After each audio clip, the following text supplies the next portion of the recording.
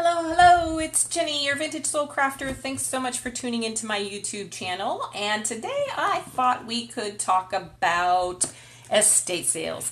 If you have never been to an estate sale, I highly recommend it. I am quickly becoming an estate sale diva, I can tell you. My first estate sale was in Indiana. It was out in the boonies somewhere on a farm. I picked up a couple little pieces like a pin and something or other else. I don't even remember what. But yeah, they are their own unique kind of beast. And so I thought I could share some stories, maybe give you a couple of tips, though I am by no means an expert.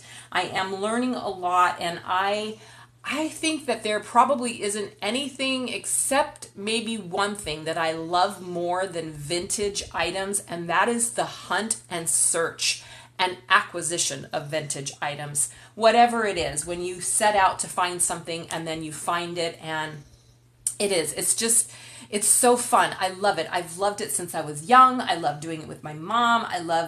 I just love it. Everything about it. You might be able to tell that by my excitement. So anyway, these right here are Reader's Digest condensed books. And this is a small sampling that I got recently from an estate sale. And that might be tip number one, which is, again, if you see something and you want it and it's what you've been looking for, or you think you might think about it later and wish you'd gotten it, you better grab it, you better get it, or it will be gone. Thankfully for me, these were one of the things. This was in, and maybe that's tip number two. I don't know. I'm not going to start keeping count because I'll totally lose track. But I went into the garage. If you can go with more than one person to an estate sale, that's fantastic, very helpful, because then it is divide and conquer.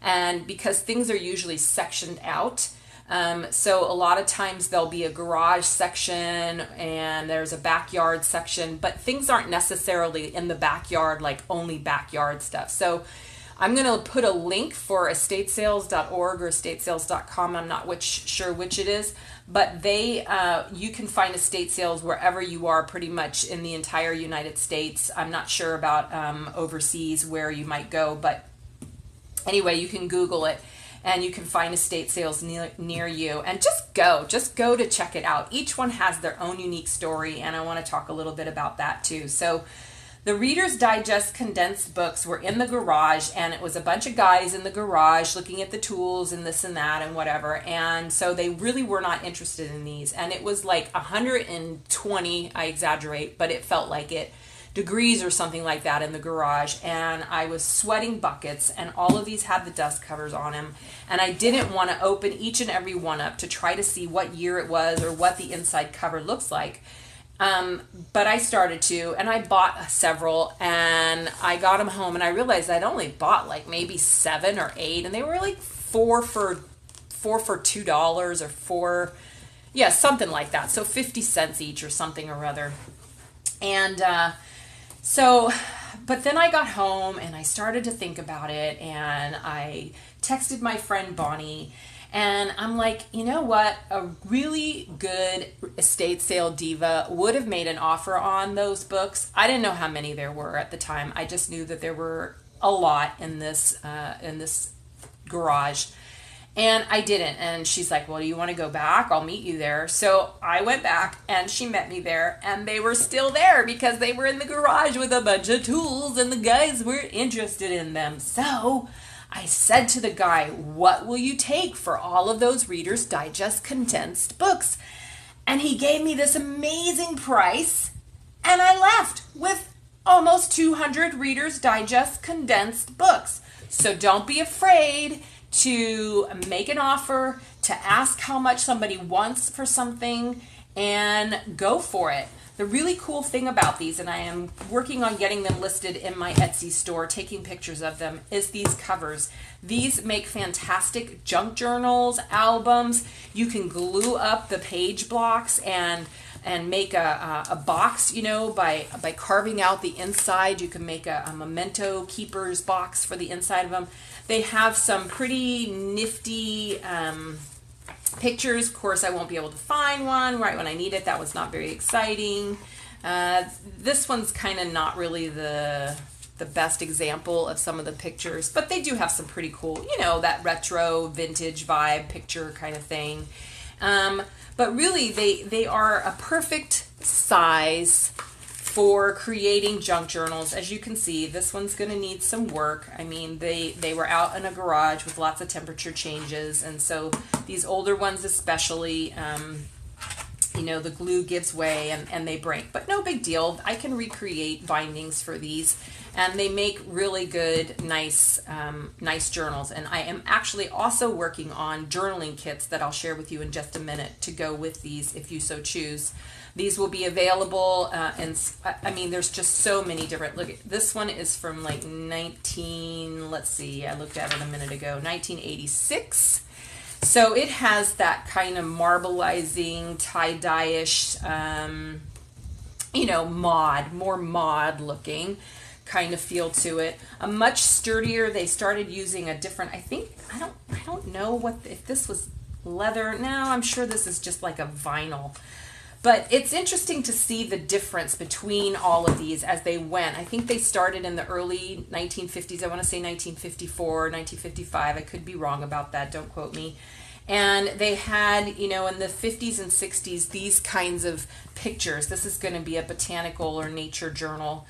And then they changed, and even the weights of the books, as I've been weighing them, trying to figure out postage on them, has changed. I love how they kind of went into the block printing and just a whole different look for them as they went up through the decades from the 50s into the 90s. By the time you get to the 90s, there's really like nothing. There's really no design whatsoever on the front of the book. But these are beautiful in a bookcase, especially some of the older ones that, you know, are the 50s and 60s. They're pretty for decorating, and like I said, they're great for journals. So when you go to an estate sale, if you see something and you want it and there's a lot of them, don't be afraid to make an offer, to say, what will you do? And a lot of estate sales, like the one I just went to like a week ago, this was earlier in the month or last month, I can't remember which, the woman bunched things. So the more you purchased, the more you got. And that's where, hold on, coming back, I got these, as I shared with the baby book, all of these amazing little charms, booty charms, like baby booty charms, and high heel shoes and things like that. So yeah, these will also be getting listed in my Etsy store, along with, you know, using them for charms for books and journals and things like that. So love that. So yeah, you can get things bunched. Okay, moving on. The next little thing that was part of that whole estate sale, this lady, every estate sale tells its own story. So this lady was really into sewing and knitting. She made some beautiful quilts, which I think I shared one of the quilts in another video as I was making the baby book. But this lady was into quilting and knitting, and so she had, again, in the garage where I was, she had boxes of knitting type and sewing type books, magazines. I mean, I got two humongous boxes of them, and they are totally retro, vintage, 1950s, 1960s into the 1970s. I absolutely love them. And I saw those and I just thought, okay, I don't even know, but I am. And I just took the boxes and I just shoved them towards the guy as I was shoving Reader's Digest books towards them and so forth. But I mean, you know, if you follow me on Instagram, you would have seen me post some pictures of these. These ones right here are pretty subdued. Oh, hey, I mean, the positions that these models would be in. Doesn't everyone, oh, taxi, or I don't know who she's calling there, but the colors, the hairstyles, the fashion, everything is fabulous. So I will definitely be making some fab fashion journals to go with these. Oh, yes, yes, yes.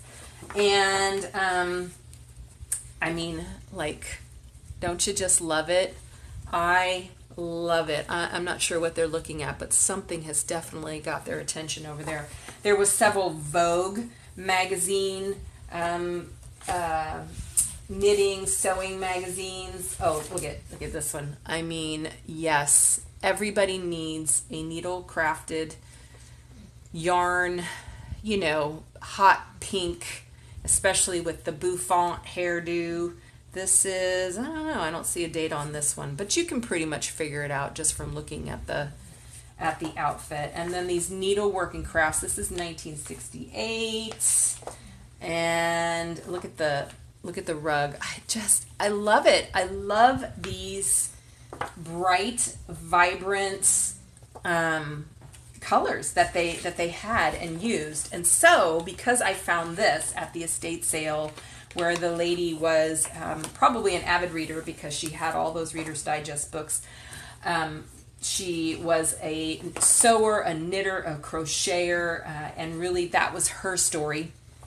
Then I also went searching at another estate sale just recently for fabric to go with my fab fashion journals that I'm going to create. So every kind of fabric, that like you probably thought you might not ever see again, and maybe you didn't want to see again.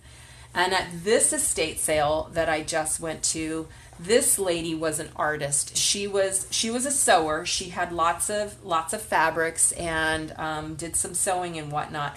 But she was an artist. She had canvases and paints and easels and books on painting and she was into blah,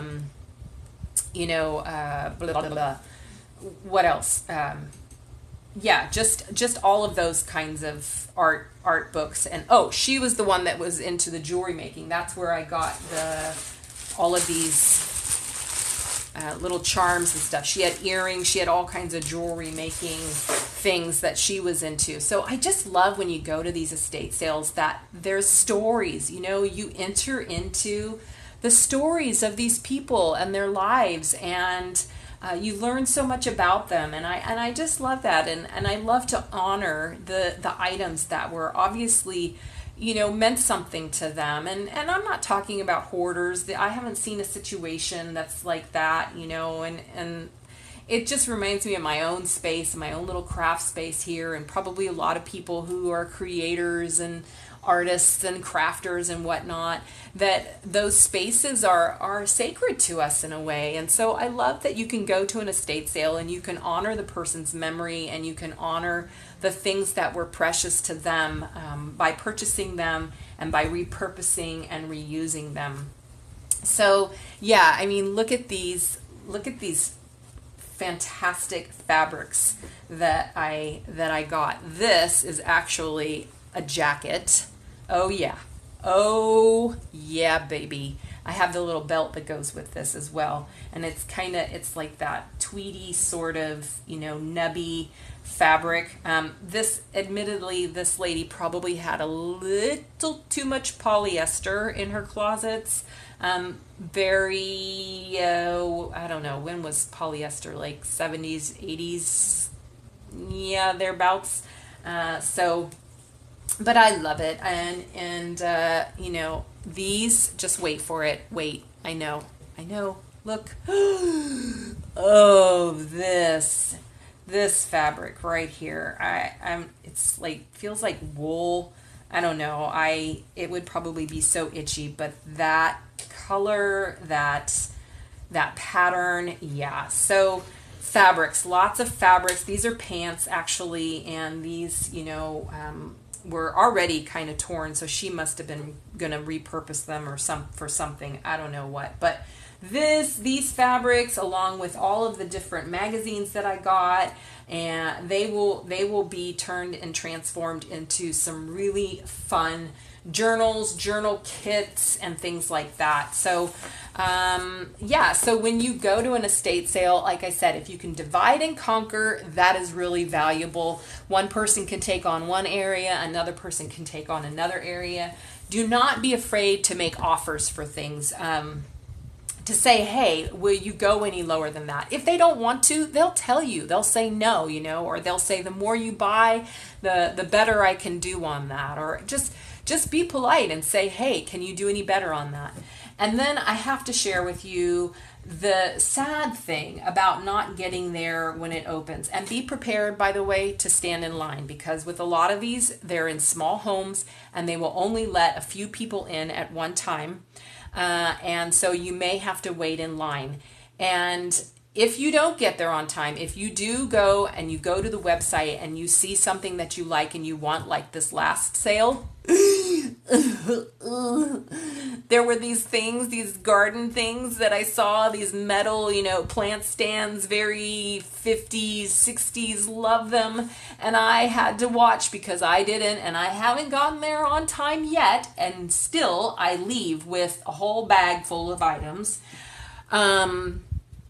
I had to watch those things from the backyard leave right in front of me. It's bad enough when you're like, okay, I didn't get there on time. I'm not gonna get the things that I want. But when you're standing in line just waiting to get in and you have to watch those things walk out right in front of you, it's heartbreaking. I tell you, it's heartbreaking. So just, be advised, word to the wise. If you see something that you really, really want, you better plan on getting there on time at the very least, if not early, and be prepared to wait